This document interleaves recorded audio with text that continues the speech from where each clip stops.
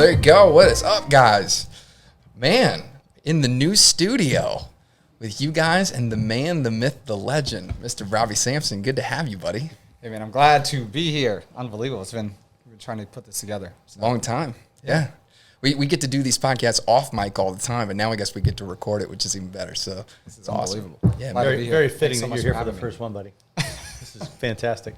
Yeah, thanks for being being here, man. There's a lot of fancy equipment, mics, Yeah. headsets. Learning how to talk and where to talk. Yeah.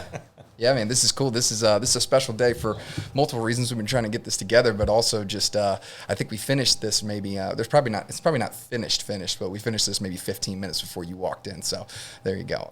Yeah, Brett I didn't know it was painting that fresh. yesterday. Yeah, it's fresh. You can still smell the paint on the walls right now. I'm still recovering from COVID. I can smell nothing. Yeah, we wouldn't know anything about that, man. I didn't think so. Oh, that's a good segue right there, man. I'm negative, though, just for the record, in case anyone's... Yes, we tested you before you came in. That's Absolutely. how you know. Yep. We're testing. Boom. So I'm good. Yeah, we're testing. That's funny, man. Yeah. Well, cool. Well, yeah, man. I just grateful you're here, man. So, Dude, I'm super happy to be here. I think I've listened to at least 75% of the podcast, and I think BY was like, "Hey, man, we should have you in," and I'm just like, I feel unequipped to be able to hang with you guys, but I'm humbled and honored to get an opportunity to chat mortgage, chat insurance, chat business, whatever you guys want to talk about. yeah, man. Chat life. I just actually wanted to open it up. We were having a little bit of a dialogue on your way here, and just because since I've known you, I got to know you, as somebody who worked in the mortgage business. We work in the insurance business. We started working together. We start working with your sister, get to know your team. And I just remember the first time sitting down with you for a beer at Crooked Can, I was like, one, I'm like, man, I think there's something different about this cat. But then two, you were throwing out some numbers, and I was like, wait, what? Like, I was at an event to support one of our agents, just kind of like, yeah, I need to go support. He put together a marketing event, and then I was just like, what am I doing here? I really felt like I was getting to know the Michael Jordan of the mortgage business, man. And so I think it's important to the listener, and not to impress, but to impress upon kind of the context and to me how I got to know you and who you are and what you've done professionally. And then obviously we'll get to what the life stuff and all the other stuff that we respect, and we've become really good friends. So but just professionally, that's your lane, right? Branch leader at the Mortgage Firm Lakeland, and just dominating over there, dominating market share. You're a team builder at heart, 43 team members. We were talking about, and I know that number seems to grow every single week that we talk. Yeah. Yes. I remember I went over there and I asked for a roster, and Sherry's like, really? Sherry's Robbie's wife, and she's great. And I was like, wow, it's a big number, man. So your branch in 2020, to give context, did $303 million in total volume. Yep. Mortgage loan volume. Loan volume. Units over 1,600 or 1,620 units by your branch. Yeah, 1,620. So helping that many families with the American dream. And then your personal production, not half bad either. 124 million in your personal production, your personal team's production, and 608 units for 2020. It's absurd. So I want to go over the context of your 18-year professional career, but I just want to give the listener some context to why you should pay attention. I know you're somebody, when you speak, I listen. Likewise. And I know you've done a lot in your professional career that you're proud of. But you do it with humility. You do it with a huge heart. You do it with an edge. You do it with an attitude that I think that we've certainly borrowed from. I know you've forced us to really think bigger. And anyway, I'm just glad to sit down and chat with you, man. Man, again, honored, man. When we started, we didn't know we were going to be this big.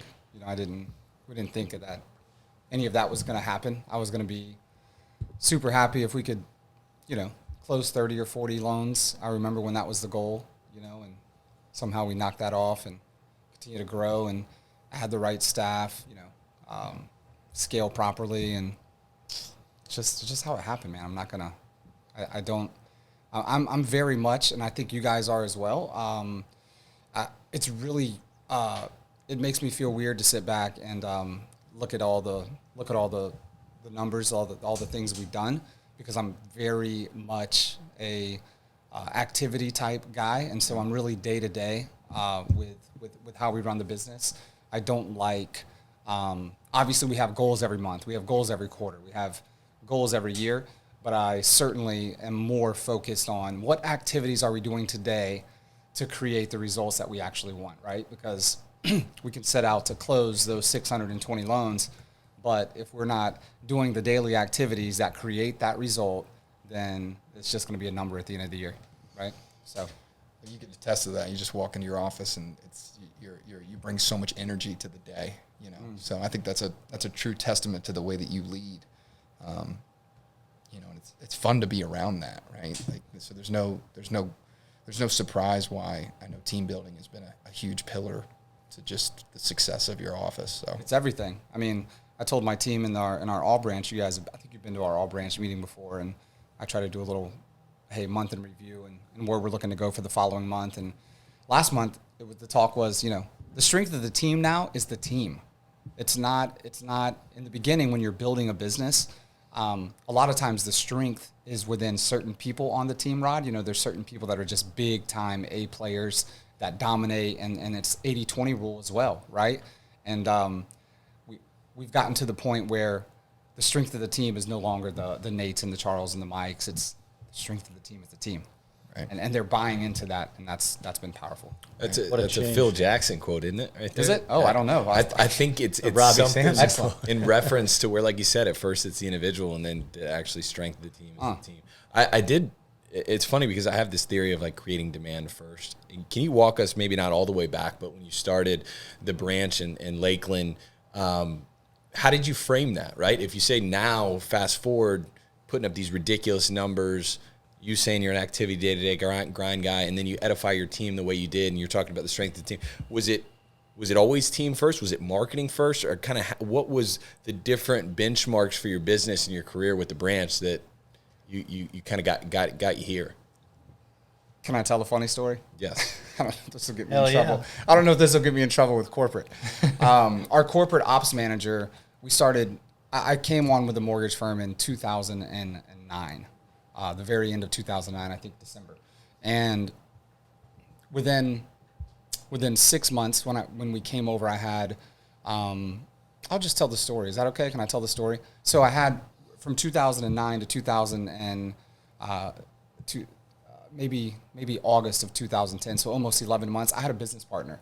And we were with a previous company, Christensen Financial, Inc., CFI, and we jumped over to the mortgage firm, and within a year that we had about 10 employees, we were knocking down 25 to 30 closings a month, and that business broke up. So we ended that business partnership, and I started my own mortgage firm branch. Those 10 people, they all decided to stay with him except one. Oh, wow. So don't know why that worked out that way, but I only wanted one of them anyway. So she came with me. We have the Jerry Maguire story with the fish. I love that. Yes. Dude, I don't know this story. Who's coming with me? That's exactly what happened. Who's coming Dorothy? with me? Who's coming with me? Dorothy, you're coming with me, right? And so literally Lisa, you guys have met Lisa. So Lisa's like, they call her my work wife. She's been with me 12 years now. Wow. And so we literally, the day she started, I went out and got her a little goldfish and stuck it on her desk, and I was like, hey, let's get it. And so to tell that story. And so we started over again, right? I jumped really, really hard back into loans, and it was interesting. I started making calls to our realtors, letting them know that me and this other gentleman had broke up the business, and man, I was scared. I was nervous. I had fear. And the most interesting thing happened. They all said, every single one of them said, this is the best call you've ever given to me. And so it gave me a level of, I can do this. I can do this on my own. I had always had a business partner, by the way, since I got in the business in 2002. So I always had a business partner. I wasn't accustomed to, sometimes if Rod, you're having a bad day and Taylor's having a great day, he can pull you up, right? So when it's all on your shoulders, it's a little bit different. Then there's times where you're having a bad day, you're having a bad day, you're having a bad day. It is a terrible day, right? So Stuck. all those things happen, and it pulls you down. And so when Lisa and I moved, it was just time. It was like my time to build it how I wanted to build it. I always actually took a secondary role to all of those business partners. And it was just interesting. Magic happened in those maybe 8 or 10 key realtor conversations that I had saying, hey, we had broke the business up and this is what was happening. And it changed the trajectory of my career, you know? And so that's kind of the story of what happened. And from there, interesting thing happened with our ops manager at the corporate office, a much smaller company at the time. Mortgage firm's like a 600 people, you know, conglomerate now. It's one of the top 25 mortgage companies in the country. So I got a call from my ops manager. I like to work the process backwards. I know that I can drive sales, right? I'm a sales guy at heart. I can make the phone ring. And so I started hiring ops people to support what I was going to do. And I got a call from the ops manager saying, hey man, I think you're going about this wrong. You need to go hire some salespeople. Stop hiring ops people. You're gonna drain all the profits. And I was like, hey Richard, you run ops. Let me do what I do. And ever since that day, it's funny. Like maybe every couple of years, he gives me a call and he's like, I'm glad you did what you were supposed to do. So yeah, that's perfect. So you know, just some perspective. That's kind of what we always did. I always like to build the back end first. It's actually very uncommon what we have. I only have 10 loan reps, 10 loan officers, and we have 30 plus operations staff. That's very, very uncommon in the mortgage business. It's typically very, very sales heavy with limited operations staff, right? Man, you know what's awesome? This is what's so cool about this outlet, right? Like we've been friends for a good amount of time. We've had incredible conversations around fires and cigars and hanging, and I know your story, but I never got that part. Yeah, I don't know if you guys. I have was heard thinking that. the same I thing. didn't know if you got. I don't know why. I think it's because we've just talked about what's happening now, right? We just talked about the moment. And I don't like to back up and tell the story because it was a tough business breakup. I was sad. I was devastated. That guy was my best friend, and wished him well, and we moved on. And man, it's been a magical run just to be able to do it my way. You know. So it's been fun. So I have a question for that. My mind runs because obviously you kind of taken this model and flipped it upside down. Was that the intention immediately, or was it kind of like, all right, well, this just makes sense in the short term because I know what I can do, and then all of a sudden it worked, and then you're like, okay, let me just scale this and build this out. Talk to me a little bit. That's a great question. Lisa and I were working 60, 70 hours a week, right? And finally, we're knocking out 10, 12, 14 closes. We're like, we're doing it. I knew we could do it. And she finally comes and she's like, hey, mercy. Like, I haven't seen my husband in like 2 or 3 weeks. I was like, cool. Oh, yeah, I'm married too. Yeah. Maybe we should go. Maybe we could hire someone, right? and so then we brought it. So I didn't do it. I didn't do it on purpose. Like, in my mind, I didn't know how to build it out. I knew that we needed someone else to support Lisa.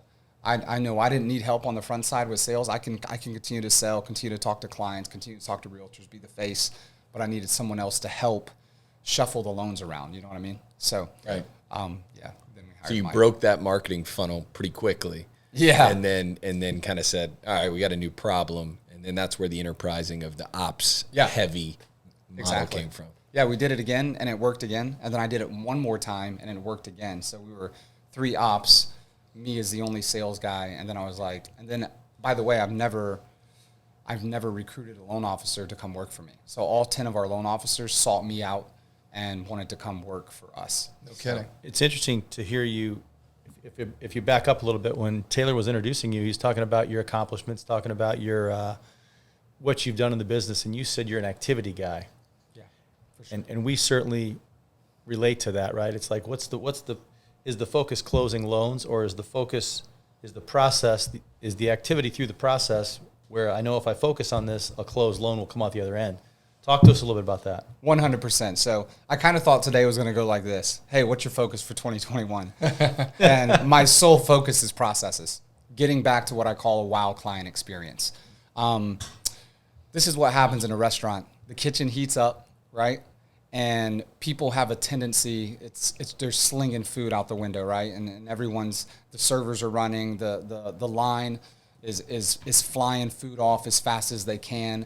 And we have a tendency in business to go back we have a tendency to sink back to our old habits. And so my only focus this year, Rod, has been to not let us sink back to what we were doing in years past, to make sure that whatever happened come Friday, which is today, what happened this week? Did we follow our processes? And then for me to re-push on our team, hey, we're going to focus all in on our processes. And so that's really been the focus of my year every week. I was literally talking to my team about it on the way over here this week. I'm like, you guys are doing exactly what I said we wanted to do coming into this year. And my team came, they said, I promise you, we'll get the loans closed. You drive the processes home. So, man, So would you say that's true then? If you're activity focused, let me rephrase that. Are you activity focused through the process, or do you guys talk about how to close loans? Because you said two things there. Is the mantra of the team, we close loans, or is the mantra of the team, these are our KPIs that if we meet this activity level and we know our numbers, we know how much we need, we know what it takes to compete. I think I'm hearing you say you stay stuck into the activity. Yeah. And you just know, okay. Yeah, it's the latter. So yeah, these are the activities that have to happen, and this is the process we're going to follow. If we follow this process, we will close more loans, and we will actually close them with a much better client experience. I think that's so important. I think it's, I know my experience in medical sales and a little bit in insurance here.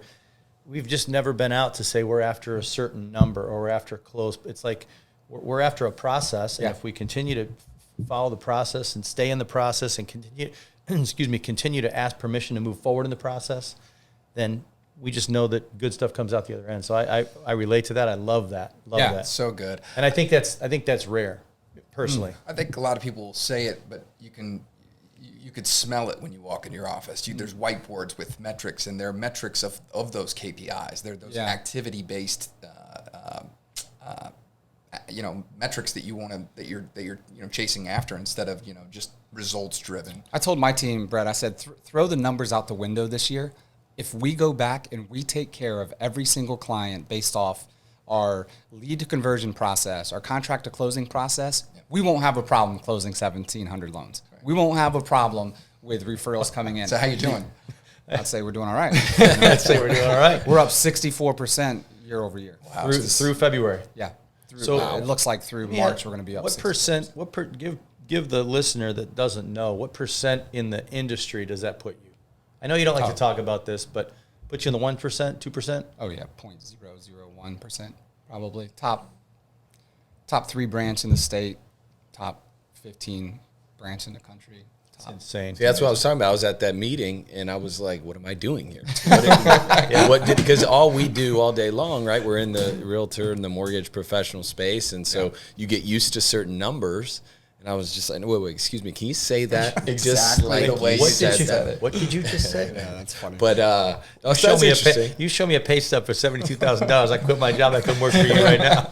So let me ask you this. So what is the fallback into the old habits for you guys? What is that? If you want to call that the enemy, what is that? I call it the old reactive moment, right? Like, instead of doing what we should do with our theme days, like we really focused on having a theme daily that we fall forward on, so to speak. We have a tendency to not do those things. So Tuesday, for example, was mandatory updates, proactive update phone call to buy side, list side of the agent, so that they know exactly what's happening. And like I said, when the kitchen heats up, you have a tendency to fall back in those old ways, and those calls stop happening. Those emails stop being sent, right? So that's what I'm referring to. That's funny, isn't it? Like the what you're talking about as far as those simple little subtleties that mean the most. They're the easiest ones not to do when you get busy. Right? Number one complaint in all of business, Brett, is communication. Lack thereof communication, right? So what do we want to do as business owners? We want to create a system around how are we going to communicate better. If that's the problem in the insurance game, let's communicate better. Let's communicate better than our competitors, and we'll win simply not because we went out and we sold the most policies, because we communicated better than everyone else. That's great. Yeah, that's awesome. I like how you said create a system and process to allow us to communicate better, rather than just the intention of communicating better, because it would lead one to believe that at a certain scale, your intentions are not what's going to allow you to do that. It's going to be your intention to, like you mentioned, process versus result. I like to think that you'd start with the result that you want. What would be good? What would be your goal? How many loans do you want to close? And then work backwards towards what does my process, my theme days need to look like to be able to get there. But when you just look at the scale, you go, look, good intentions just aren't going to get it done. No, absolutely. Yeah, so I hope that answered that a bit. Totally, man. Yeah. Totally. I think we all have the boogeyman in our business. We all know what that is. So I'm just interested to see. And I would probably argue that it's not that different. No, I would say it's probably very, very, right. very, very close, right? Yeah, totally. Yeah. Totally. Well, I'd love to talk about something for a second. You spoke at our summit a couple years back. And Thank it was you. a super, absolutely, man. So honored Thank to you. get a chance to do that, man. That was amazing. It was a super special moment. Just absolutely poured into our team.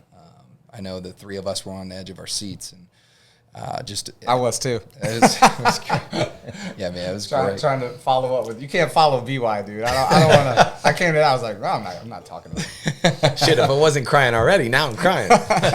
Somebody hit me up on Instagram. It says, I feel like every time I open my feed, I'm seeing you crying. I was like, man, hope that's not the theme. But anyway, no, it was a super special time together. And I think what was really unique and cool about that is this incredible friendship has come out of that event.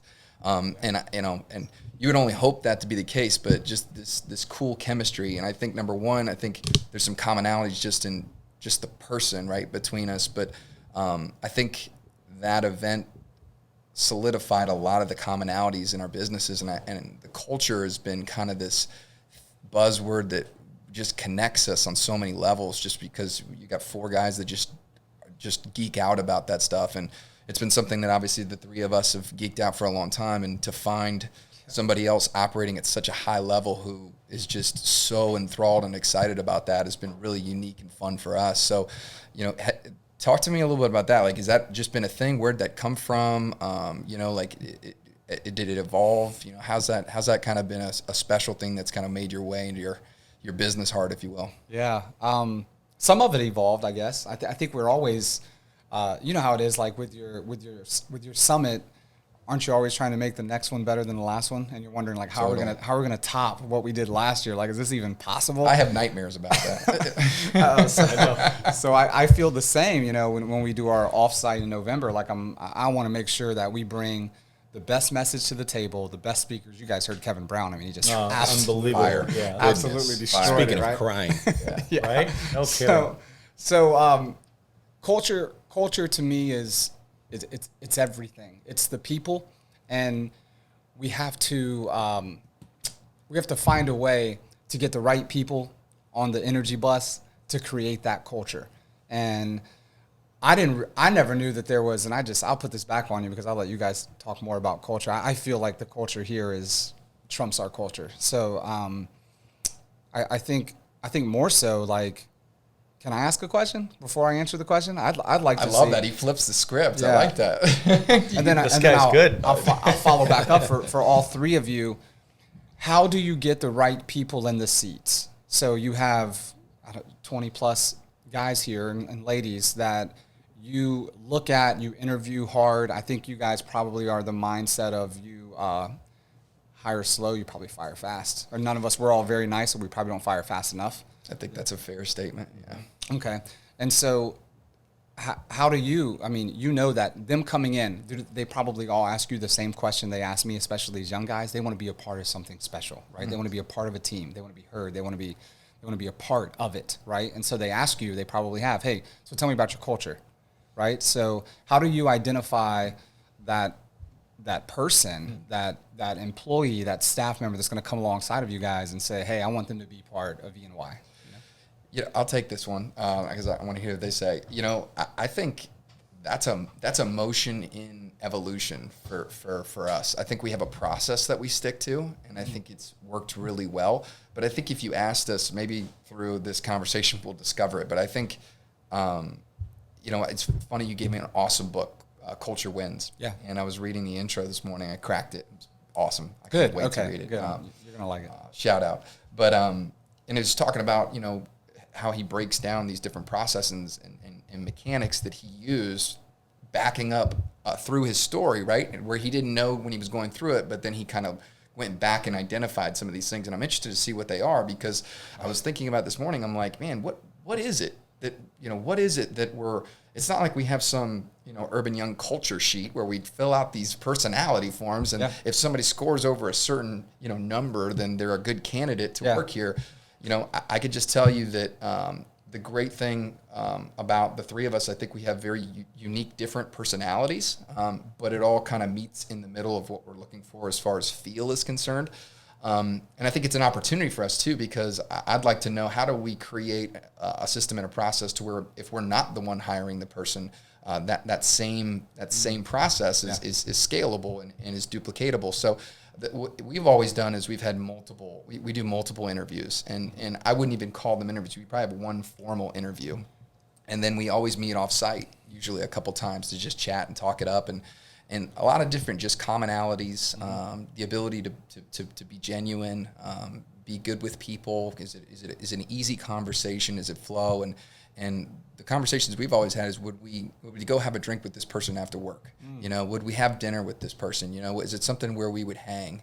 And, in some ways it's biased to our personalities, but you know what? This is the culture we're building. So, and culture, in my opinion, is just a birth child of, leadership, right? It's a reflection on that. So, I think it's been very helpful for us to go through very slowly and just ask really good questions of, if insurance wasn't involved here, is this somebody that we would hang with? And I think we've had good results from that, because you've always said, I don't know how it is in your business, but I would assume it's very similar. You teach you the X's and O's, man. Yes. We can teach you the X's and O's. We're not doing brain surgery here, man. So if somebody's got a white hot burning desire to win, and they play well with others, and they're coachable, that's an ingredient for success anywhere that you go. So, and I know I'd love to hear you. I know Rod's a big one of just sitting across from somebody and I say coachability. He would say humility. I think they're very similar. So I think the collaboration of the three of us being able to do that and just ask questions beyond, is someone going to be able to come in and execute the job? Because sometimes we get really busy, right? And we're like, man, we need to fill this position. Yeah. And that's not a good position as a leader, because, I don't want to use the word desperate, but you're not in a powerful position, right? Yep. When somebody comes along, you don't necessarily need it. That's a powerful position, because you can take your time and vet the right way. But when you and I both know, when you've got clients that need something immediately and you've got to fill a spot, it gets a little bit tougher to hire for culture, right? Or the key team members say, we need to hire someone with experience, right? We need someone that can move the needle right now. Yep. Yeah. So which in some cases strategically that makes sense. Yeah, for sure. It's just it's like, at what cost, and you hope you can get both, right? You want both. That's the best. But I know for me personally, I'll take the person that's a culture fit over the experience all day long. Yeah, we have a great example of that, Robbie. Over the last 2 months, we've got 3 new team members on the commercial side. Met them, call it November. Met them in November. Had some conversations. Due to COVID, it was a little tough to get face-to-face with both of them. But immediately I was thinking that these are individuals that would come into this organization right away and would get along with everybody.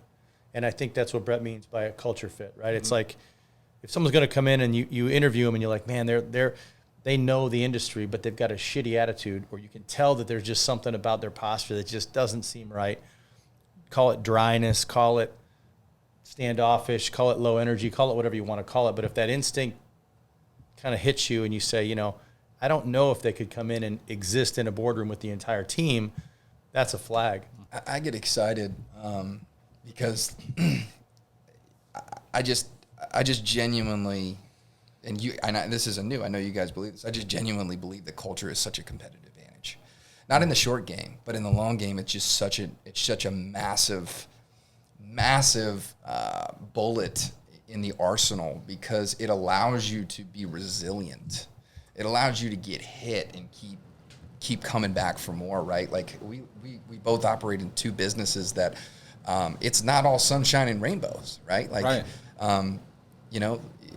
yes, you're closing on the house. That's the best day of someone's life. But I bet 15, 20 days before that, it's not hairy. exactly it gets hairy. We call it hairy. Yeah. So, and same with us, it's not people aren't necessarily enthralled to talk about insurance all the time, right? No. And if they're calling you, they're probably not calling you just to say hi. They're probably calling you because they got a problem. So we're in an industry, in a business, to where you have to have a high level of problem solving and tough skin, but you also have to have a framework of on a mindset of being a happy person and having that collaboration of people that lift you up. It's kind of like we've talked about with the partners, right? Like, if you have a culture and a cohesion to where if somebody falls down and scrapes their leg and they have 9 people to come pick them back up, that person's going to handle the next call way different than somebody would in a different office. And you do that over and over again, over however many years, that person gets beat up, worn out. They want to leave the industry. They're unfulfilled. They're not good at home. They're not good at work.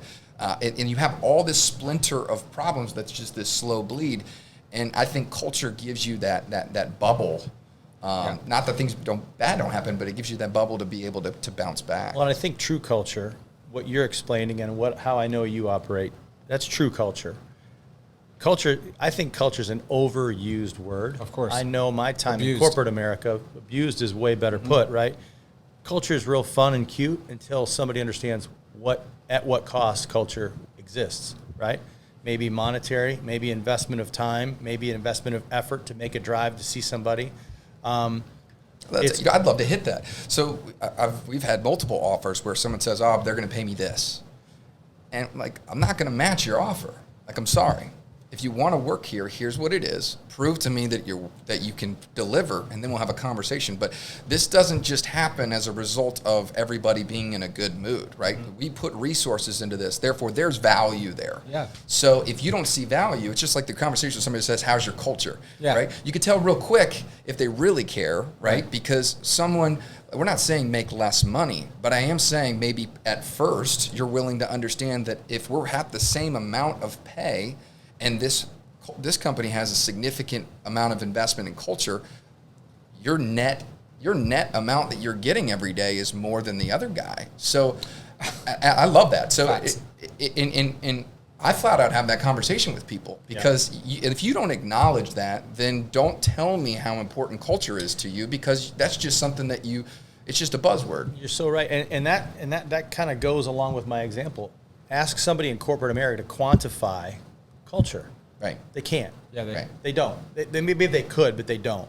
Because at the end of the day, if I quantify too much, I'm putting myself out there for events, or I'm putting myself out there for fun things, and it's going to cost me money. Where we look at the investment of effort, time, other things other than money, even though there's investment financially for us. Sure.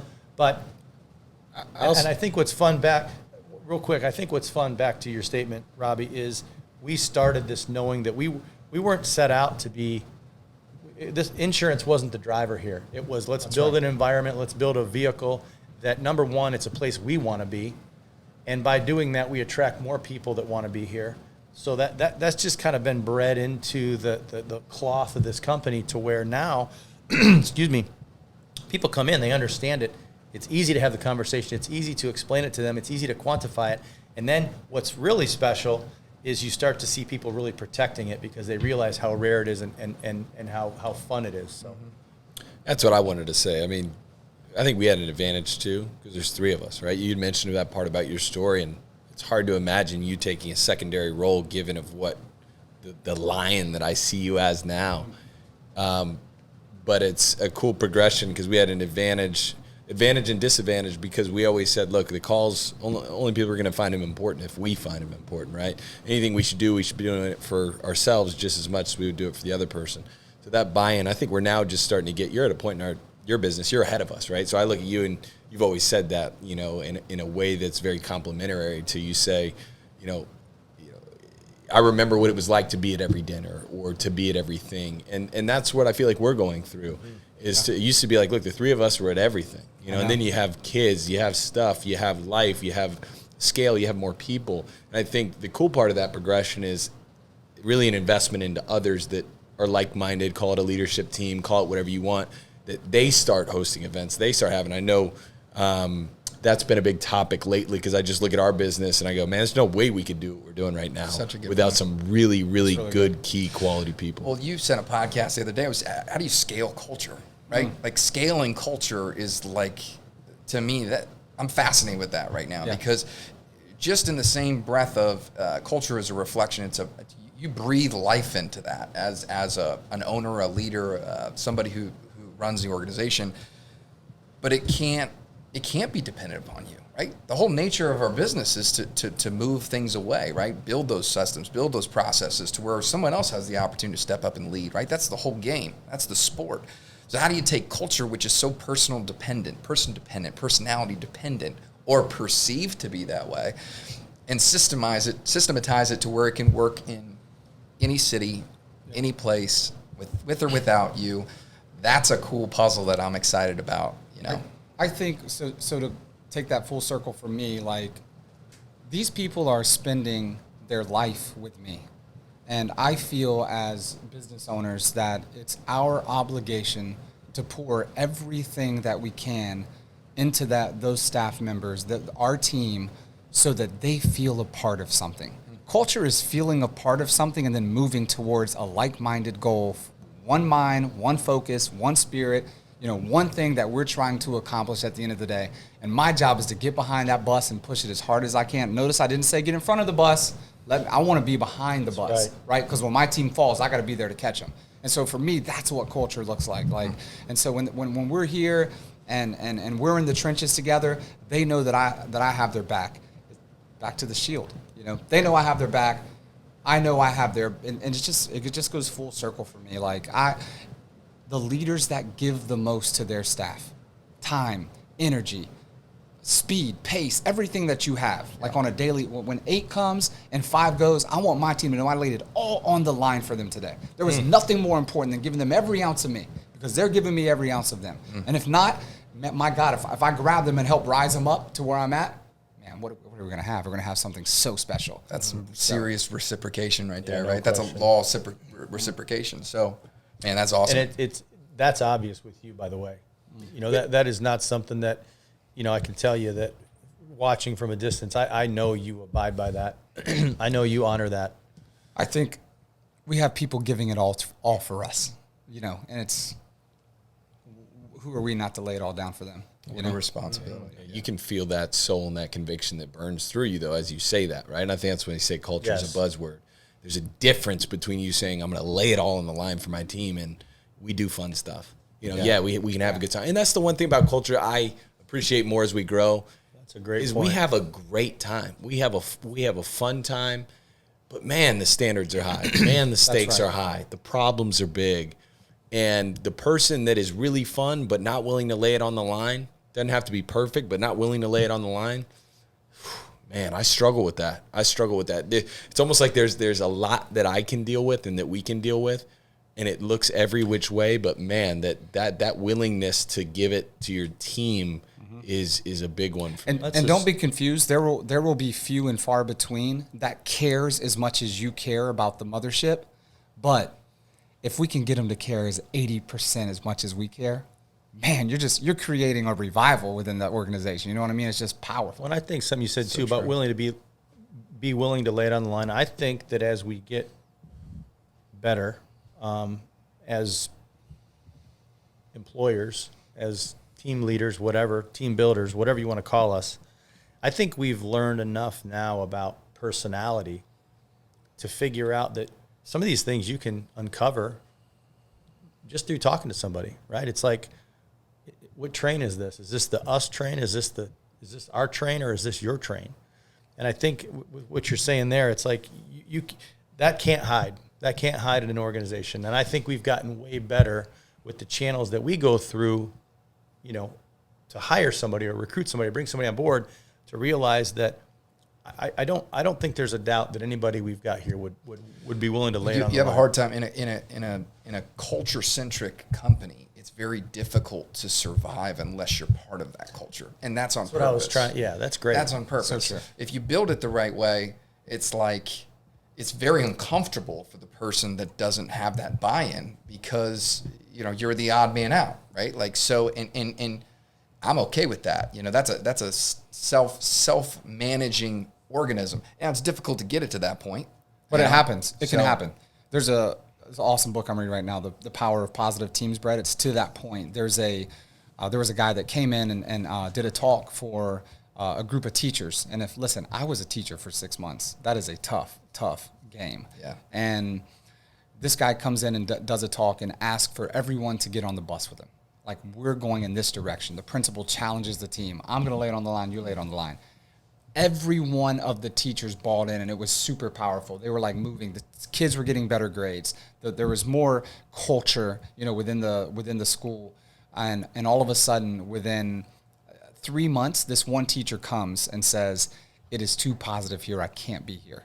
So it's just to that point. It's literally it's a true story. It's like she comes and says, "These people are way too positive. I didn't come here for it to be positive. I gotta go." We call those cuckoos. It's crazy. Yeah. Everybody here is cuckoo. cuckoo. Everybody's drinking Kool-Aid. Everybody just enjoys. That's I love that you bring up the fun too, because it just depends on what your culture represents, right? If your culture is fun, then that's all you need, right? Because you're in a specific business that caters to that. Maybe that's really, really important, right? So, but in ours, it's about growth. It's about development. It's about progress. It's about becoming the best version of you, right? So one of my favorite things is not the events that we have. One of my favorite things is not the banter every day back and forth, and the development calls that we do and the books. And I love the group texts when someone's having a hard day and something happens, that's really tough and that's really rough.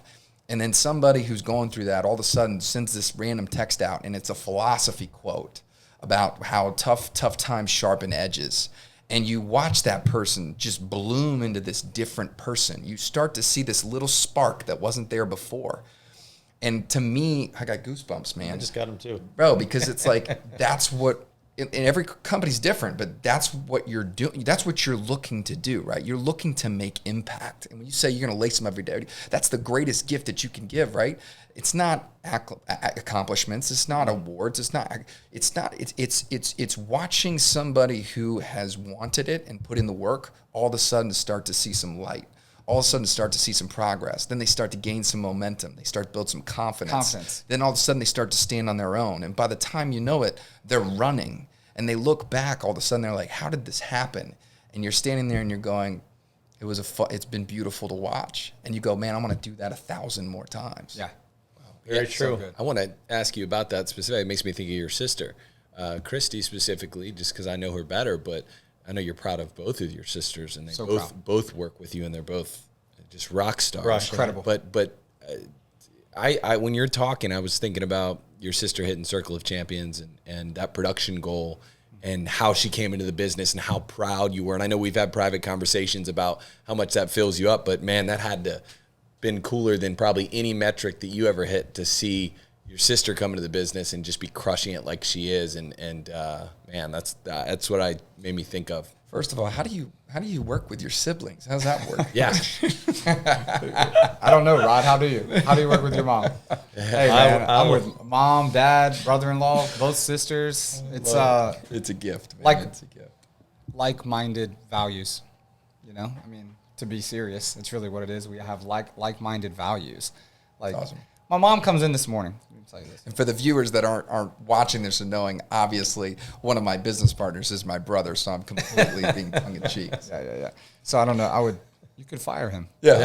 How do you do that? I'd have a hard time. I think my mom comes in this morning, right? Like, she's one of the hardest working people in the organization. I go in my office. She's gonna hate. I hope she doesn't listen to this. I walk in my office and she's throwing up in my office. I'm like, you didn't know where this was going, did you? I said, Dot, what are you doing? She was like, baby, hold on a second. I do not feel good. Well, go home, right? Like, it's COVID, right? Like, everyone's scared. And I'm like, there's 6 bathrooms here. You couldn't find one of the bathrooms? Right. What was she puking in your my trash can? Yeah, in my garbage Was can. it a message? Was she sending a message? I don't know what she was sending to me, but needless to say, I drive the point of working with family. It's been such an honor, and it's like, finally I had to say, hey, just go home. Like, you don't have to lace it up, and they're lacing it up for me. You know what I mean? Like, my mom and dad they don't have to work anymore. Like, they're just lacing it up for me, and And she texts me like an hour later after she gets home. I feel She's better. Like, no. She Can I come literally back says, she says, babe, are you mad at me? I'm like, Oh, man. Mom, no, I love you. Lay down, right? Like, what are you doing? So, Dude, by the way, there was something I wanted to ask you because culture, we're mentioning fun, and something that I think was cool about what you do at the end and the beginning of every month. So I wanted you to share that 0-0 is what you always call it, and what you do inside your office, because as a sales professional, as a business owner, right, every month you kind of refer to as 0-0. Give some context and color to that and how that became. on just 0-0? Just, yeah, like what you do. I mean, you've said some funny stuff. You run around the office and just, you make a big deal out of it, right? And it's cool to see you at the top of the game accept a 0-0 mindset. And so I just wanted you to expand upon like what that means to you. Why are you so adamant and fired up about that? Yeah, so it's my only Facebook post on the first day of the year. I literally, every single first day of the year, if you go back to my memories, it says 0-0 because the score is really 0-0. And we do that every month because we're only as good as we were yesterday, right? Or we're only as good as we're going to be. And so if I think that I'm going to be able to fall back on what we did in January, February, or 2020, I'm just mistaking myself, right? Like we have most big companies fail because at some point they sit back and they say, hey, we've arrived. And so I think what I want to have happen within our organization is just get back to the mindset of 0-0, right? Like, and that's why we start every single Monday. I do a motivational Monday about 6 a.m. every single Monday. Like the one this Monday was just insane, right? And then on Fridays, we book in the week. We do Claim the Week every single Friday. Right now, I missed it. I feel bad. I missed it at 4 o'clock. They're doing all jump on a Zoom. What's the greatest thing that happened this week, Rob? Claim the Week, right? So all those things, Tay, lead us back to 0-0 on Monday. And I don't know why that's just been something that's the dog in me, I guess. Like, is there some part of you that gets excited to know that you get to go into the dirt again? Prove yourself again. So at the end of January, I was behind. There's a guy in our company that he's up on me like 13 loans. And I'm just like, I'm loving it because I just want to chase him down and choke him out. Great. Beat him up. So, I think I was always kind of an underdog, I think, like in sports and everything. You know, I think all of us played, very high level sports. And I was never the most talented runner, but man, I would certainly outwork you, right? And so I think that's just the 0-0 is just it's really just the dog in me, like wanting. I like adversity. I like people beating us. I like telling my team is just like me. Like, so when I go to tell them, I'm like, yo, Evan's up like 16 loans. What are we gonna do? Like, we're gonna kill him. We're gonna slay him. So they're just going at him full speed. I don't know, Tay. I think that's what it is. Did you see that Tom Brady Instagram post where he kept all the receipts? Kept all the receipts, bro. Yeah. If there's not a better example of an underdog that has achieved it still drives him, right? And that's part of the conversation with you, and that fascinates me about you. And what fascinates me about people or higher achievers is the people that are. Everyone knows Tom Brady's the GOAT, right? Yeah. But he still is he's got that dog, Chips, man. Yeah. And it's just like, oh man, it's just. That's why I'm fascinated by it. And my team loves it. My team we are a team of misfits. We are the whole 43 of us are a team of probably people in school that weren't the most popular kids in school that went against the grain, and they found something that they can buy into and that they feel reward from, and they get attention, they get time with me, they get to be part of something. Everyone wants to be a part of something, right? Mm-hmm. Like, and so I think especially something that's winning. Something, yes. Right? I mean, that's right. Right, that's a big component. Big part of it. All of this is, we're sports related, right? That 0-0 is kind of like metaphor, right? But yeah. we were having I think it was the call Wednesday for us, and I was like, dude, this is our sport. Like, this is our sport. It right? is. And I know you feel the same way. So it's like, for sure. To be part of something that's winning. It's the reason we go to the games and we're spectators, right? Imagine being in it. Oh, so imagine we are. Just man in the arena, man. Man in the arena. There you go. Yeah. Yes. Super special. So Monday's coming up. 0-0, boys. Yo, by the way, I didn't know you did 0-0 weekly. You are a that's sicko. every week. So You are a sicko. yeah. So yeah, the man in the arena. We sent that text back and forth before the Super Bowl at the same time, which is fascinating. But it's funny because I don't think people approach their professional career like a sport. I don't think they approach it like they're trying to be the best at that. Like, if you're an elite athlete, like those guys are thinking about, like, I'm trying to put my career together so people can look at me and clearly I'm the greatest of all time, the greatest. I'm trying to wear that Hall of Fame jacket. I'm trying to be the best I can be. I'm trying to win as many championships. I don't know why they don't see the parallels. There's so many things that line up with sports and business that it's just That's crazy too, right? Because you look at someone and they say, well, those are athletes, they're elite. And it's like, but it's cool. I mean, I've never really thought about it. I mean, I operate that way. I think that way, but it's not normal. It's definitely not normal. I literally do my morning deal this morning, and you get your workout in, and I'm literally trying. I literally think about that every time we're training.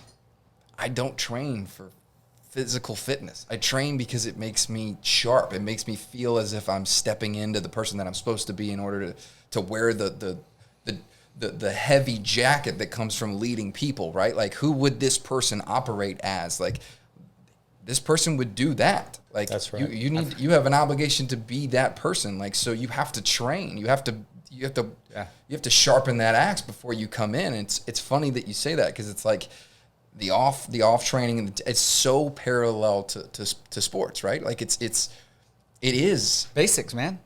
Back to the basics. Following a process. Block, tackle. You think about business, though. Block, tackle. This is a football. Mm-hmm. Think about, we just went through this with Carson. He played middle school, made the middle school team.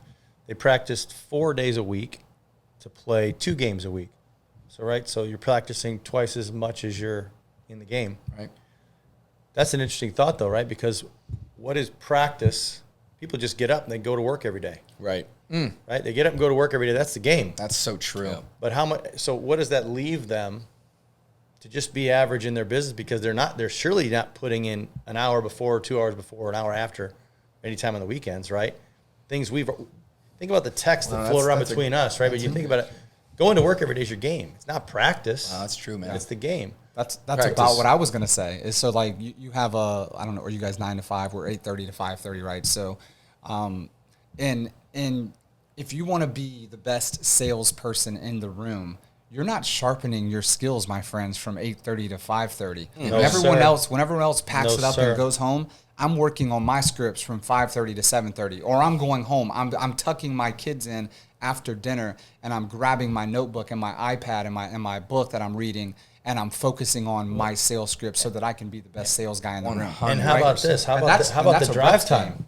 How about the drive time? Yeah. You get in the truck to go home and you're listening to something that's going to make you better. 24/7. Right? You're not getting in the truck and jamming on some country music or whatever it is you listen to. Except when you drive that truck. Except when you drive that big ass truck. You better be listening to some country music. Did you bring the truck today? I did bring the truck. Oh, I've yet to see it. You'll see it. It's Oh, goodness. Yeah, that is a very good point. Is just what you read is practice. What you prep, your mindset is practice. I tell everyone, like all of my young LOs, my young loan officers, the reason I'm ahead of you is because I got more hours invested, right? I just got more hours. You can catch me, and they say, well, why is Christy your top LO? Because she has put more hours into the craft than you, and that's the same. It's the same in sports, right? It's a Kobe Bryant thing. So, when he was a kid and he was struggling in Philly at that summer tournament that his dad was the beast at, no points in the whole summer tournament, and his dad says, hey man, I love you no matter what.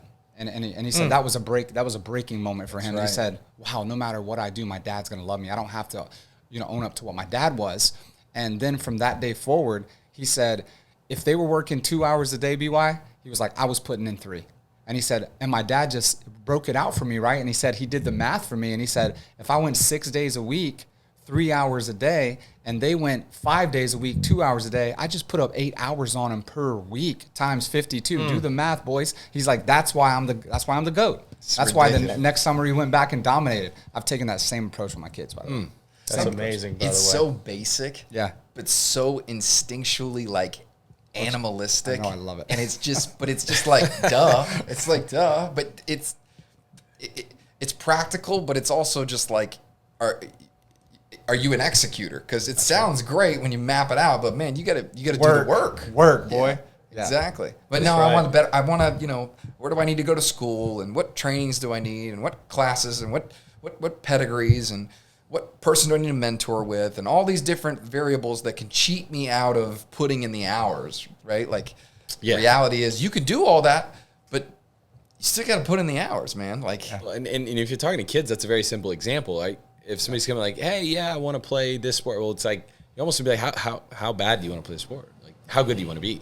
And the answer is like, you know, I just want to make team. My friends are playing. That's okay. Yes. Like, that's right? But if you say, I want to be the star player, or I want to play in college, well, then that's the outcome, right? That's talking about the sales goal. You're starting at the end, you're starting at the goal, and you go, okay, if you want to play in college, okay, here's what it requires, and you back down that process, and then you So true. You hit the days. That's what I do with my kids. So here's what will happen. Like, eventually, you guys are going to be the GOAT of the insurance business, right?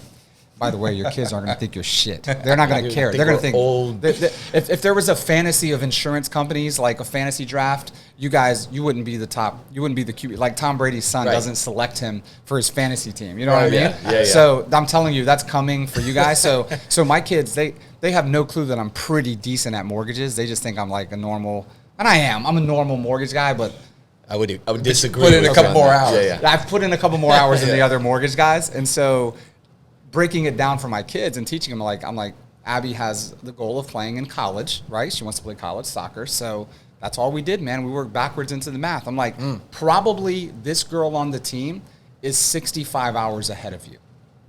So what are you going to do to catch her over the course of the next 4 years? Because you're going to be a freshman next year, right? So just make it simple. Dude, that's So empowering. let me ask you a question. So, go ahead. What did she say? She's 17? 13. 13. Yeah, Oh, I I'm said sorry. 17. Yeah. She has 4 more years. She'll be a freshman. She played. Okay. She played on her JV team as a 7th and an 8th grader. Played a lot this year, but not one of the top 3 strikers between both organizations. So when you have those Varsity. conversations, because I know we've had these conversations about the kids and your sports dad, sports mom, and you guys are that's life for you guys. Yes. But so how hard do you push on that to where you don't scare them away from the love of the sport?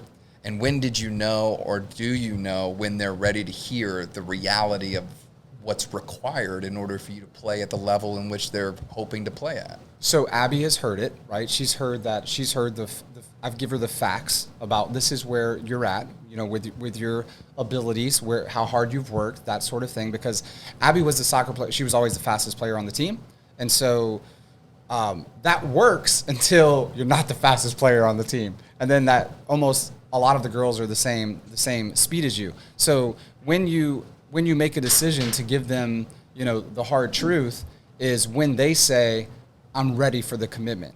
And so, and I like to stack it though, right? So after a game or after a practice, I'm always, and I just recommend this because you can run them away from it so fast, dude, is you gotta stack it with like a sandwich. Like, here's the positive thing you did today, Rod. Here's the one thing that we should work on. That's the meat of the sandwich. And then the bottom of the bread, you got to come back with another compliment.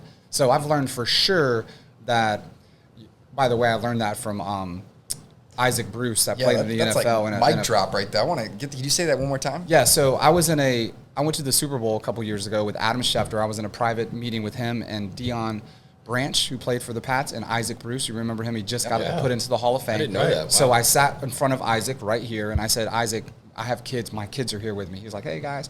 And I'm like, what do you tell your son? Because he had a son that wants to be a college and an NFL football player. What do you tell him? He says, well, this is the greatest thing I learned, and I'm so glad that we're having this conversation. He was like, your kids, you got to treat it like a sandwich. He said, you got to give them the bread up top has to be the positive thing. When they come off the field, the first thing you tell them is something great that they did today in that practice. Then the meat is the thing that we need to work on. Not in a negative way, but here's the thing you struggled with today, Tay, that we gotta tighten up. And then he said you gotta finish it with more positivity. Because if you don't, it will run them away from the game. And so, man, my kids heard that, and man, I've embraced that. Wow, that is as much as I can. Gold. I thought that was gold, man. Coming from a Hall of Famer, NFL Hall of Famer, it was pretty cool to hear, and it's worked well with my kids. And so now it's all about mapping out. Like, they map out map out a vision for, hey, what's the year going to look like? The greatest thing that ever happened to my daughter was COVID. I think I told you guys this. So when COVID happened, sports stopped, right? And so, but Abby's coach was willing to work with her one-on-one. And so, man, we just put the hours in. Catching up on the hours. We caught, that's what we did, dude. We mapped it out on a calendar, and we just caught up on the hours. And so instead of going into her 8th grade year, remember LCS, this Lakeland Christian School, is the top 5 girls soccer programs in the country. I mean, it's to make the team there's 45 girls that try out for the JV team. They keep 15. So she made the team. The only goal in 7th grade was to make the team. In 8th grade, after coming out of COVID, I'm like, what's the goal, Abby? She was like, there's one goal. I'm going to start on that team as a striker. Hell yeah. Right? So we came in, boom. She started as a striker, scored 6 or 7 goals, and now there's 9 girls graduating from the varsity team. Okay? And so now it's like 3 of them, all the strikers are staying. So it's like, what are we going to do now? How many more hours are we going to have to put in if you want to play on that varsity team as a freshman, or do we want to stay down one more year and get a ton of reps? So I don't know, man. That's serious. That's objective, though, you man. want to talk about So good. learning. I mean, that is a transferable lesson or skill sets to anything that she goes on and does. Yeah. Like that I would have loved that so advice powerful. playing golf. That would have been Right.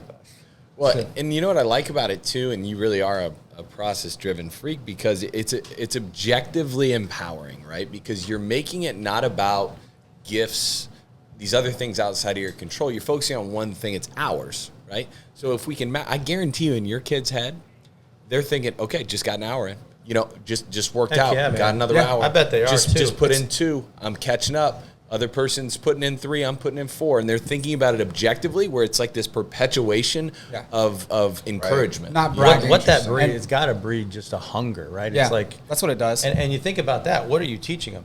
You're teaching them the process. You're not teaching them make the team, score the goal. You're just saying the process is clock another hour. That's it. Clock another hour. That's all we're trying to do. Feet Clock on another the ball. hour. Feet on the ball. Bread, meat, bread. Feet on the ball. Right.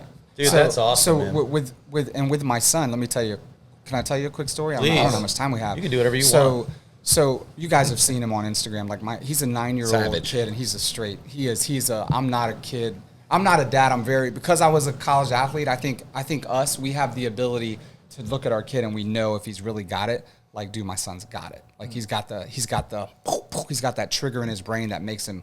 Yeah, you he's a saw him do a savage. 25-minute plank. Yeah, He yeah. did a 25-minute plank. It's like, so hold he on. has was he has a sweating just switch. watching He's got the dude. switch. The kid's got the switch in his head that says, okay, I can go to a whole nother level. You ready to come? And that's as a 9-year-old, because I'm learning this too, right? Like I've learned more because of Abby, our oldest one. And so now I was able to apply these things to Trey when he was younger about, process. So Trey's been on this journey since he was 3-4 years old, playing baseball. And so this past weekend, dude, he gets into Saturday. The kid goes 1 for 6 on the day. He struck out 4 times. Oh, wow. He's never, ever struck out 4 times. Oh, wow. I've never seen it. He got struck out. He was just chasing. He just was in his head. After the first 2 at-bats, he struck out his first 2 at-bats. He was in his head. His mind said, I can't strike out again. I'm going to strike out again. I'm going to strike out again. I can't strike out again. Strike out again. So he's about to, and I go up to him. I guess coach doesn't like it, but he knows that he knows I'm a positivity. Like they follow me on social.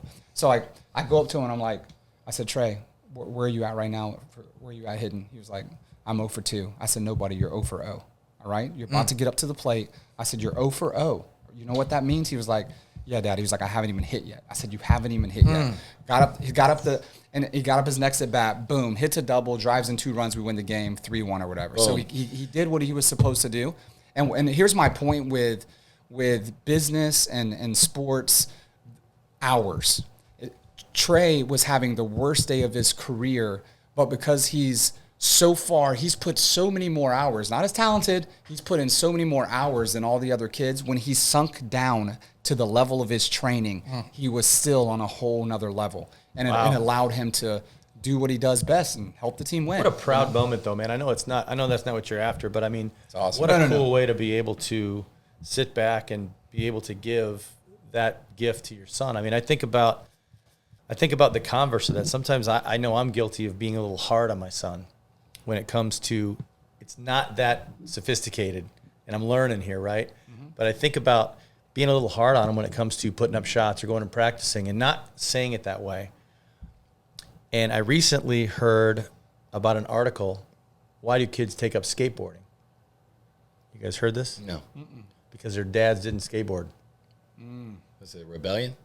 Well, I They mean, want to do something their dad didn't. my they don't dad show can't up. tell me how to go jump on a skateboard, right? Yeah. So it's like I hear you, and I get goosebumps because I'm guilty of that. I mean well. To me, it's just like, man, you got to work harder. Yeah. But he doesn't understand what that means, right? So Not objective. So it's not objective. So I really, really love this because I know in my own style of parenting, sometimes I come across abrupt, not meaning to come across abrupt. Yeah. And I may be the guy that the reason he doesn't want to go practice is because dad's always bitching at me to go practice. Yeah. you know? I literally, honestly, dude, I was that guy until, 3 years ago when I was sitting in that Super Bowl arena. I got lucky to have that dinner with Isaac Bruce, and my son probably would have been ran out of the game by now. Dude, but I settled in.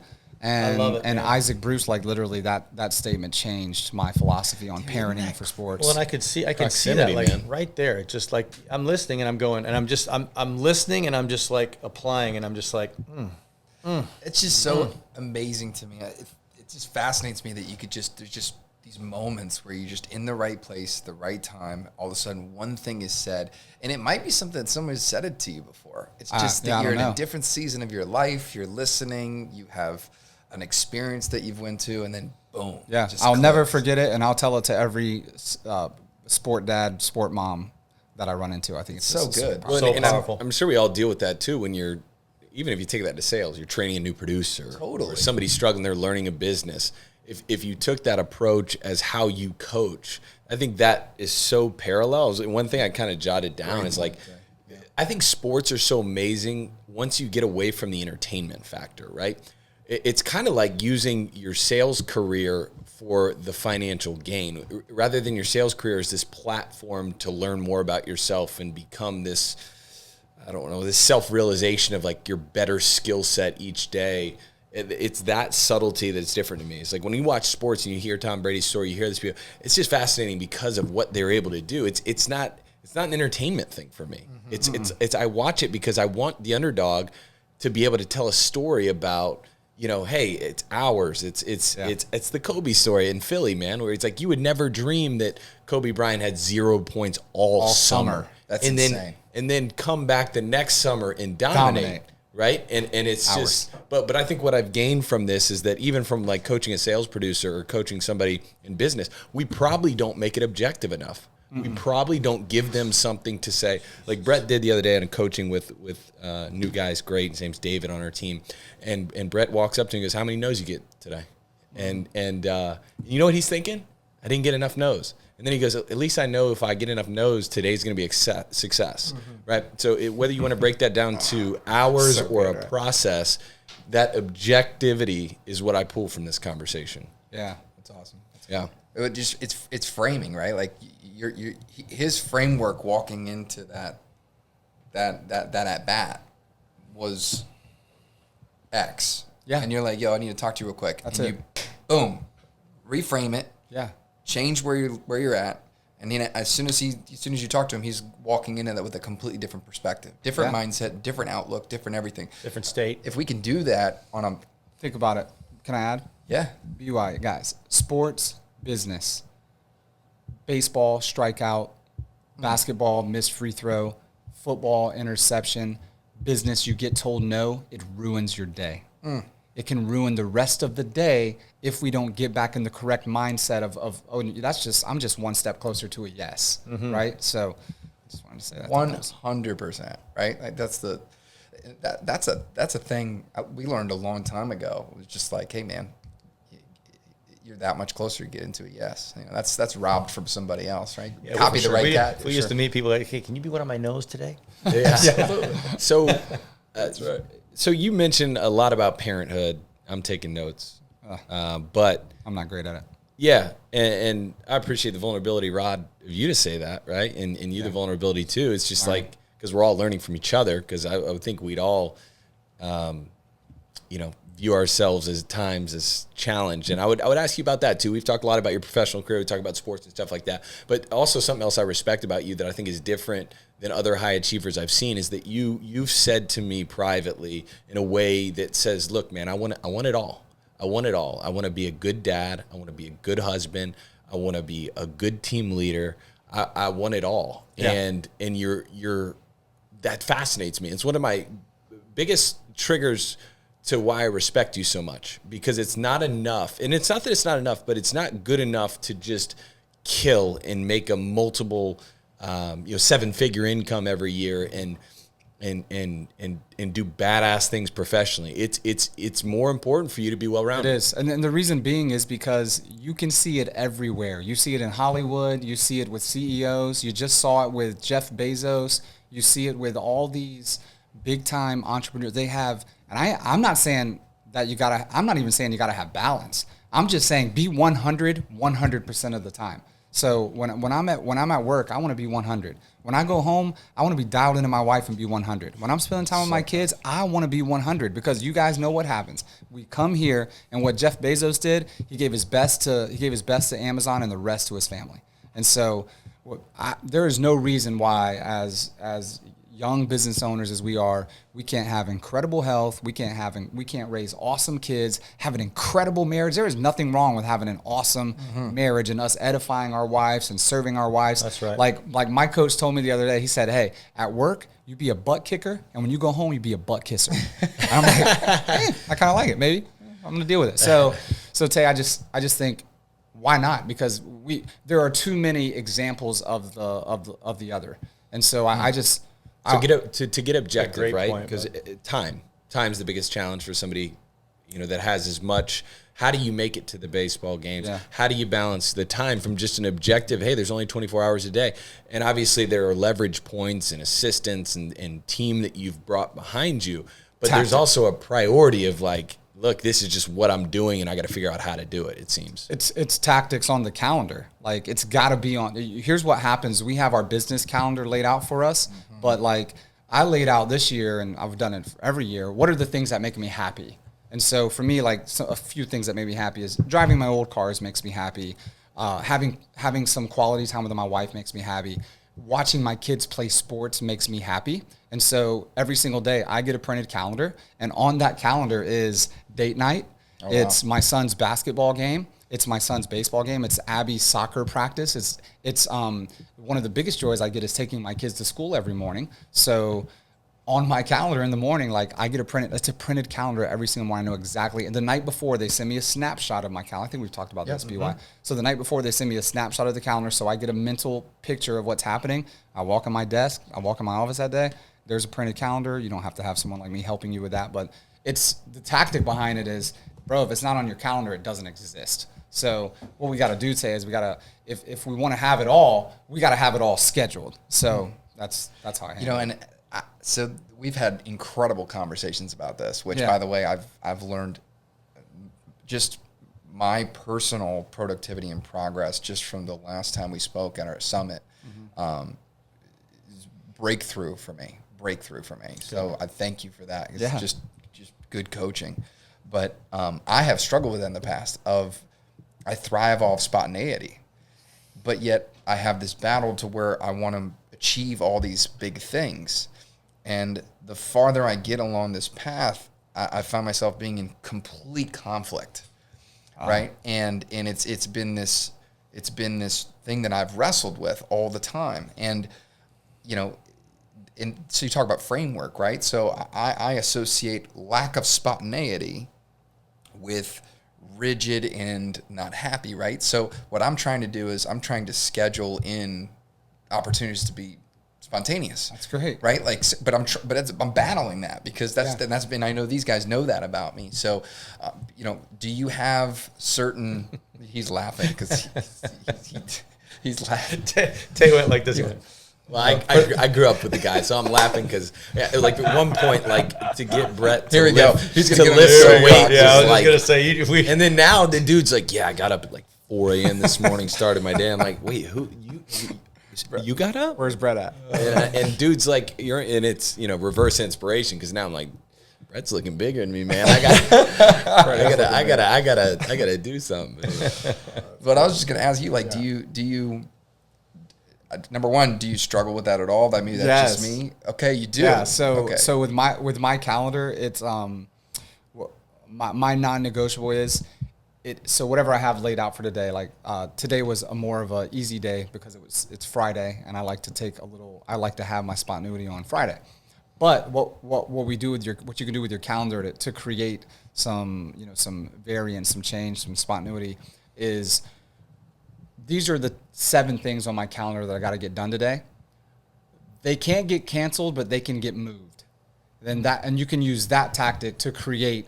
Hey, someone says, "Hey man, can we run and grab a beer at lunch because I haven't seen you in a while? Can we catch up?" Interesting. Yep. So I'm going to move those 4 calls, to the book end of my day, so that I can go and do that thing that I want to do that creates some fun. Are they tagged a certain way? Do you just have certain things that are non-negotiables? Yeah. Like, so this would be a non-negotiable, right? So this morning, and this is bad as a sales guy, but like Friday is 5 VIP calls is something that I can move that to any time of the day because I don't have to call them at 9 a.m. right? I can call them at 5 p.m. So on the way over, I was making my VIP calls. Nice. So okay.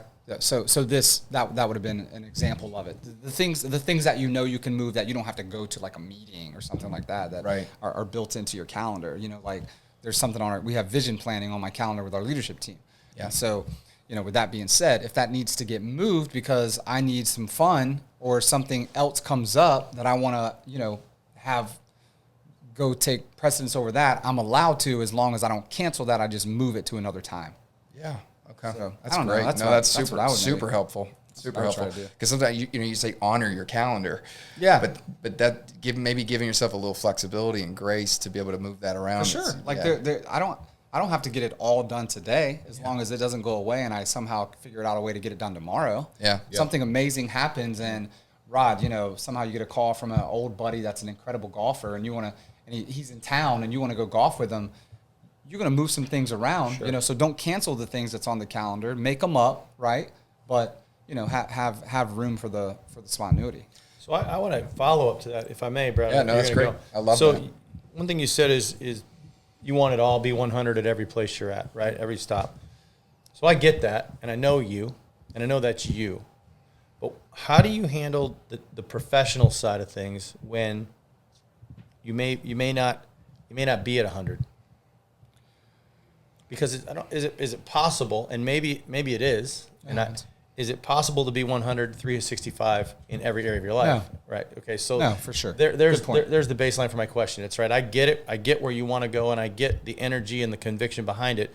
But what do you do when you're 90? What do you do when you're 80? What do you do when you're 40?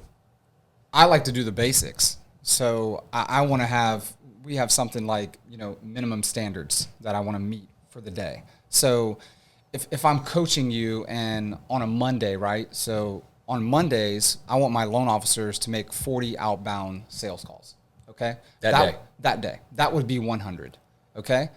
That guy just had a rough weekend and something's happening with his marriage or something's happening with his kids. So we create a minimum primary goal of having 10 outbound calls that day because listen, man, life happens and you just can't be 100 all the time. So I think what you have to do is, when you're in that 40, what does that 40 look like? And most of the time, Rod, if you're 40 and you do the bare minimum of what you should probably do that day, it's better than what most others do in the full day. Mm-hmm. So, because when I'm 100, I'm just dialed. Like there's not many that's going to be able to keep up with the pace that I'm creating. But if I'm 40, which happens, I'm still going to knock out these 10 calls because that's who I am. That's the difference between a cooler, a closer, and a cleaner, right? Like, I just want to be a cleaner. So, yeah, it's nothing wrong with that, man. There's days where that happens, but did I get my minimum objections done so that we don't go backwards? In all things. More objectivity too, and it's like there's even on days we're off, there's a standard that we just have to meet. That's right. It's like conditioning, right? It's almost like you try getting up to bat, right? It's like you're going to sink to the level of your training, right? So your pace if your pace is here, a 40 for you might be 110 for somebody else. Right. So when you have the ability to be 100, are you really giving it 100? Maybe is the comment. Think about. Yeah. God, I hate all these. I don't know what we're gonna name this podcast, business and sports. But think about. I think you just dialed it in right there. You might have just. That's gonna be the highlight. Business and sports. Where's the clapping? So you get someone, right. So the biggest parallel with business and sports is how should I state that? So you get how should I put this together? I got to come back to it. Let me come back to it. Think of something when it comes to not being 100. You learn this in sports. If you play sports, you realize it's impossible to be 100, right? Just from physical energy or injury or you're beaten up. And specifically when I just hit me. You want to talk about that for a second? You want to get it out? Well, no, and then what you said, then you don't even, so the days that you're not 100, right? That's kind of like how I always believe that you're judged. Is when you don't feel like doing it, what do you do? And that's the difference between somebody being, great or okay. Right. And once you accept that, you go, oh, you know what? I'm not 100 today. My ankle's busted, and you go, okay, but this day's going to matter. So maybe I'm at 40, but I'm going to find a way to get to 60 or fight through it because I've already reframed it to say this is my opportunity, not my challenge. Wow, that's good, bro. Great philosophy. And then on the days that you feel good, you're like, oh my god, dude, I think I just dunked. I like, because my calf. For me, I was such a terrible athlete that like.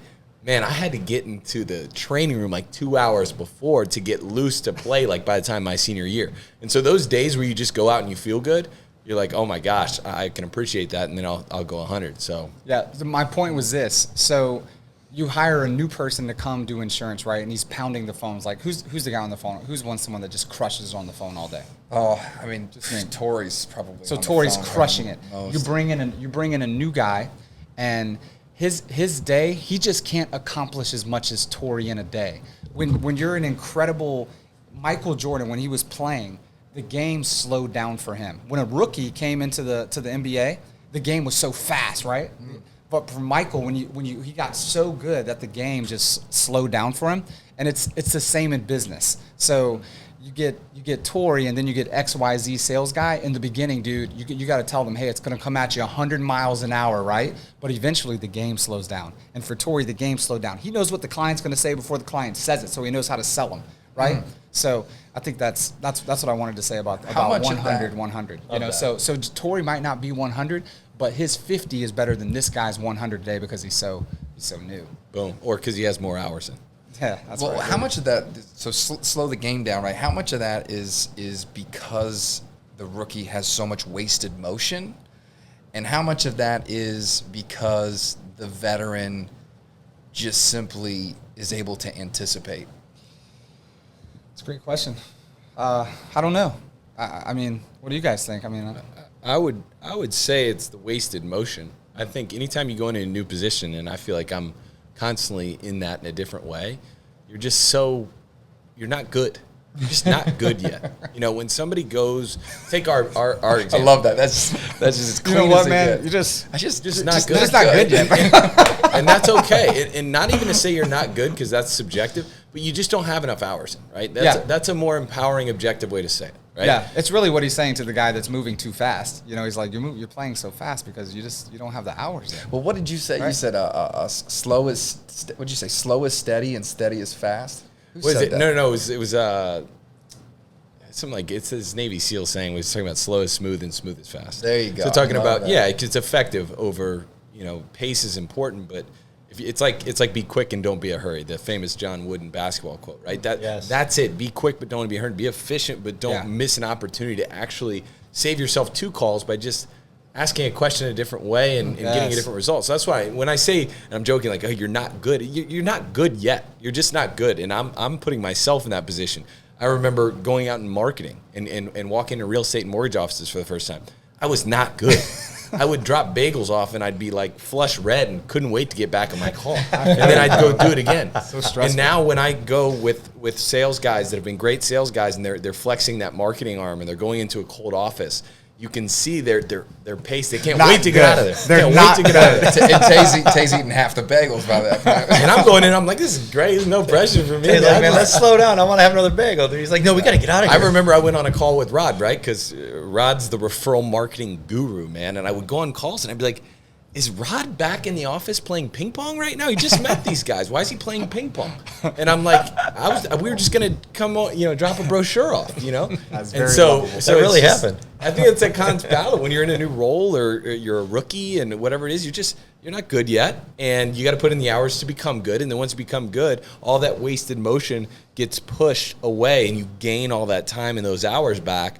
And then now you have something, and then now you start to have years and months where you go, wow, I didn't see that coming, Yeah, that's great. So what's Robbie Sampson excited about this year? Processes. Process. No, I mean, what am I excited about? Coaching. I've done a lot of. I'm a national coach now with the core training program, so that's been that's awesome. that's been pretty incredible. Top 450 LOs in the country, and I'm one of the 33 lender coaches. So that's Wow. been It's an honor. Congratulations. It's been chat. Thank you. Is that just this year so far? Yeah, Just yeah. since 2021. Yeah. Cheers, man. That's awesome. Yeah, I was on the bench for a year, for Rick Ruby, and waiting for the call up to the big leagues. Is that what they call it? Yeah, you're on the bench, so you get to coach he lets you coach the ones that are not good yet. You know what I mean? You're just not good, right? So I had to coach those guys for a year, and then back in Rick calls, and it's, if you guys probably don't know Rick Ruby, but he's the Michael Jordan of the mortgage business. And so he calls me in December, and he was like, I need you to shoot a 30-second video on why all the coaches should vote you in. They're going to say yes or no. Make them say yes. Talk to you later. And so that's you don't talk to Rick. Like, you don't have Right. a dialogue. Listen. It's a monologue with Rick, right? So, I shot my 30-second elevator speech and blew it in, and it was like unanimous. They were like, dude, we need you on the team. You remember So what you said in the 30 seconds? I gave him my journey, like my journey with the core, like where I started and That's cool. where I was at, and what I wanted to be able to give back to the coaches that had given so much to me. That's cool. So that's what I'm really excited about. BY is coaching I have some incredible people, man, that I'm coaching. Just awesome humans. I mean, I got a guy that's like one of the top 50 LOs in the country, and every weekend, dude, he goes into prisons and spends time with men, fellowshipping and helping them, regain their their feelings and their thoughts, and getting them in a right state. So I'm just dealing with incredible people. It's lifting my lid, man. Did I hear you say that? I want to make sure I had this right. So you're one of 30 coaches, Yep. and those core coaches coach 450 of the top loan officers Yeah. in the business. Yes? Yeah, there's no doubt. And then about you that. said that, so they're in the top 1, 2, 3%. Oh yeah, you point. can't. And You you can't said be that, in the core. and you said that you're coaching the guys in that group, in that 450 that aren't that good yet. I don't Yeah. want to miss that. I mean, that to me is no, amazing. some of them are not that good. But they're to that. They're- They're they're- to that level. They're not in the core great. Christy's in the core, and she feels like she's struggling, and Kevin Dame is in the core, and they feel like they're struggling. Like, Kevin got in the core. He's in the top. He's one of the top 20 loan officers in our company, Right. Yep. and he was in the bottom 10 in the core. Like, there's a bottom 10 call with Rick, and that's scary. So Kevin's like, dude, I'm on the kidding. bottom 10 call with Rick. What am I going to do? He's just yelling at you the whole time. Why should I keep you, Kevin? You're unbelievably terrible. He's like, I can't believe this pay log you turned in. Kevin's like, I want to fix it. So that's like a lesson of like you're the best Wow. kid at your high school, and then you go to college and you're Yeah. like, yo. Happened to me too, man. My turning point in the core and like in my coaching career was, in my getting coached in the core these last 6 years was I had a coach my fourth semester. I was getting smacked. They put you in groups, right, with people that are similar to you, and the person that grows the most throughout the 6 months wins, right? And so it was getting toward the end, and I was deflated, man, because these guys were crushing me on the call. It was just one of those 6 months where I just didn't grow as much as they grew, and I got on the call and I was complaining. I was being a baby bitch, right? And the guy says, he's like, so Robbie, what do you want to do here with the core? Do you want to keep playing JV with those 250 guys, or are you ready to play varsity? And so it cut me, man. How'd that ego feel? Eric Colby, I got you, bro. I got you. So, man, it just split me, dude. Split me. And it was a moment. It was like, okay. And the only way you get better is back to the basics. So kind of went back to the drawing board, went to told my team. Our teams are why we are where we are. You know what I'm saying? So I went back to my team. I was like, yo, Nate, this guy's like, yo, you want to play varsity or you want to still play JV for the next couple years? He was like, You take it personal. yeah, varsity, bro. Let's get it. I was like, okay, man, it's going to take a lot of work. I love that. Yeah. Wow. So when was that? Last year? No, that was like, I was about to say, if that's JV, bro, what is varsity? that was the Olympic team. That was like 5 years ago. Okay. 4.5 years ago. Wow. Yeah, I've been in the course 6 years, so 4.5 years ago. You've been coached, and now you're a coach. Do you still have a coach? Are you Absolutely. still You always get coached. Rick always believes in having a coach. So Rick's the head coach. And, There's a clue. That's it's such a powerful thing. We have a saying called "success leaves clues." We got that from somebody else, but I love that. And right there, ladies and gentlemen, that's a clue. Write that one down, folks. You might want to write that one You might down. want to write that one down. And we should forever be getting coached. Like we should always be getting coached, right? Like, I mean, mentors, people that help guide us, people that have been where we're at, and we're going hopefully where they're at. So I mean, just powerful. Well, that's just a perfect summary to just this relationship, man. I know from the three of us, I just want to say, you mentioned it when you introed this. You help us think bigger, and you expand our horizons as what's possible. And I think that is what an incredible gift all of us have to the people around us to just do that. And you don't do that through direct coaching. You do that just through being you. And I have just, we all have such a tremendous amount of respect just for the way that you go 100 wherever you are at 100. So thanks, man. It's noticeable, and it's such a gift for the three of us. And I just, I can't thank you enough, man. Well, I've told all three of you this before. Like, why not E&Y, the biggest insurance company in the country? I love that. Why not? I mean, you guys, you have exactly what it takes, and it's just a matter of what, hours? Is that what? Hours. Objective, baby. That's right, baby. We're not good yet. Hey, you know what, too? And that's a great segue to probably close on. But I wanted to, what you're going through, just encourage listener, whether it's business owner, team builder, sales professional, what's on your heart right now other than process, or maybe it's process. Maybe it's stick with the process that you could just share and encourage somebody before we wrap up. Well, I think the economy is starting to shift, right? I think we're about to potentially, go into recession in the next 6 months. And the people, and I challenge the people that are newer business owners, younger business owners, people that are just getting going.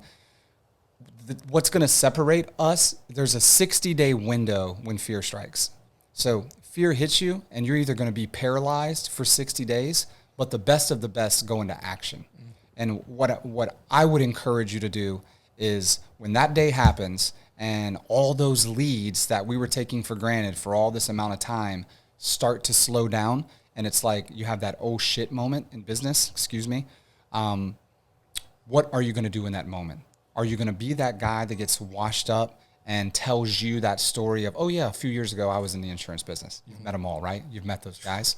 So I encourage all of us that when that moment comes, we don't freeze and let that fear take over us. We go into action mode. And if you go into action mode for those 60 days, it'll be the transition period from you being where you are now to really elevating and going to the next level, because those that fear will get out and they won't be here, and we'll have less competition and we'll take more market share on the downswing. So if I can tell you anything, if I can tell anyone that's listening to this anything, I encourage you, when that moment comes, embrace that fear, lean into that fear, and absolutely drive through it, and the results they'll be exponential. That's awesome. The worse it gets, the better it is. Love that. For us. It's awesome. Gentlemen, always a pleasure. Robbie, thanks for being on the show, man. Love you guys. Thanks so much. Robbie. Man. Love you too, buddy.